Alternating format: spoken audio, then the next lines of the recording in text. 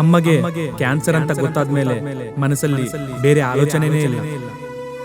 ಅಮ್ಮಗೆ ಹೆಂಗಾದ್ರೂ ಬದುಕಿಸ್ಕೋಬೇಕು.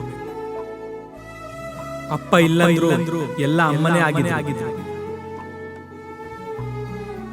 ನಮ್ಗೋಸ್ಕರ ಇಷ್ಟು ಮಾಡಿದ ನಮ್ಮ ಅಮ್ಮಗ ಹೆಂಗಾದ್ರೂ ಬದುಕಿಸ್ಕೋಬೇಕು. ಡಾಕ್ಟರ್ಗಳೆಲ್ಲ ಹೇಳೋದು ಒಂದೇ ಮಾತು, ಬ್ರೆಸ್ಟ್ ಕ್ಯಾನ್ಸರ್ ಬಹಳ ಪ್ರಮಾದವಾದದ್ದು ಮತ್ತೆ ಕಷ್ಟ ಅಂತ ಹೇಳಿದ್ರು. ಆದ್ರೆ ನಾನು ನಂಬಿದ್ದೊಂದೇ, खुदा के घर में देर होता है लेकिन अंधेरा नहीं होता.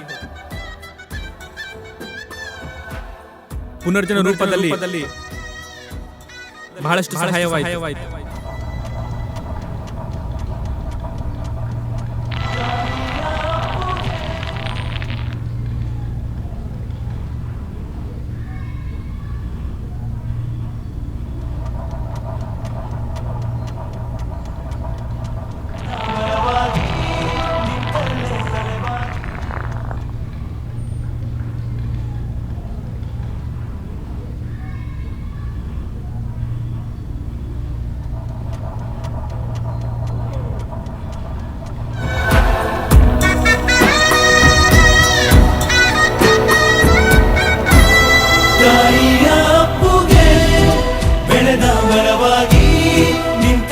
ತಲೆಬಾಗಿ ಈ ಭೂಮಿ ನೀಟಿ ಸ್ವರ್ಗವನ್ನೇ ಮತ್ತೆ ಚಿಗುರಿಸಿದೆ.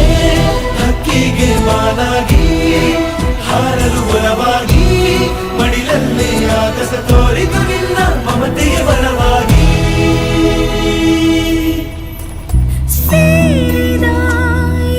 ಹೊತ್ತಿಗೆ ಕೈ ಬೆರಳಿನ ತುತ್ತಿಗೆ ಆ ದೇವರಿಗೆ ಶರಣು.